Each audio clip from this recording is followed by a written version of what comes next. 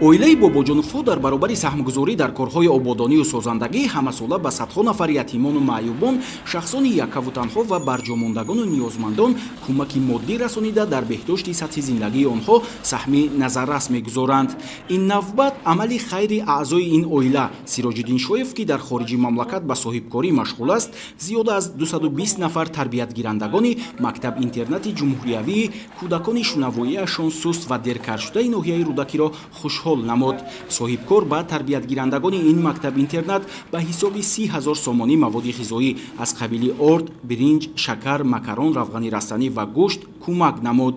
кӯмаке ки имрӯз аз ҷониби соҳибкор Шоев Сироҷиддин ба мактаб-интернат расонида шуд, ин албатта дар пайравии сиёсати пешгирифтаи сарвари давлатамон муҳтарам Эмомалӣ Раҳмон мебошад, ки барои беҳбудии шароити нигаҳдории хонандагон таъсири хуб мерасонад.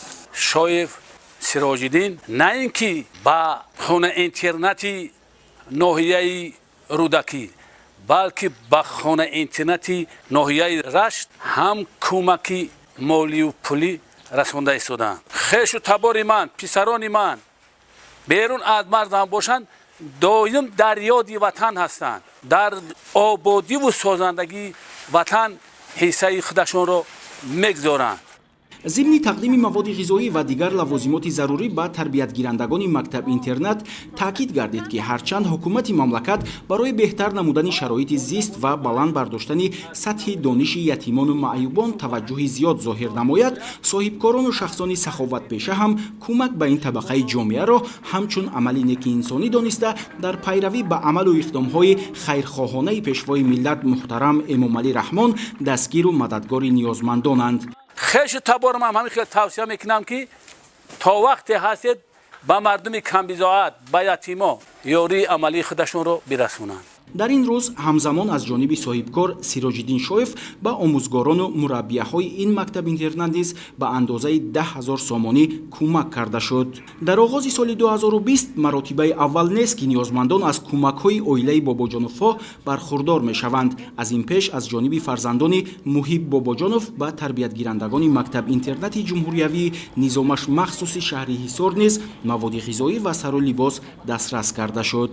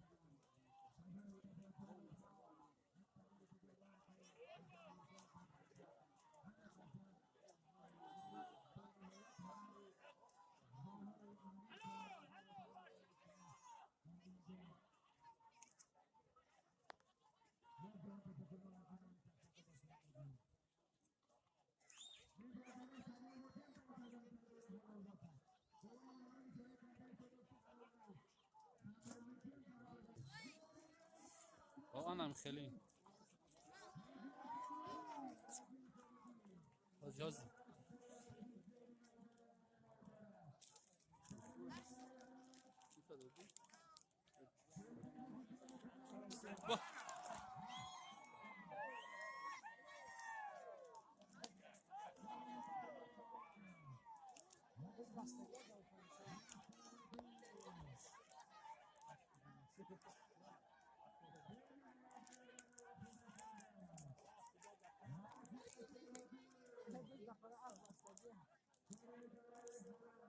ما عبد الرحمن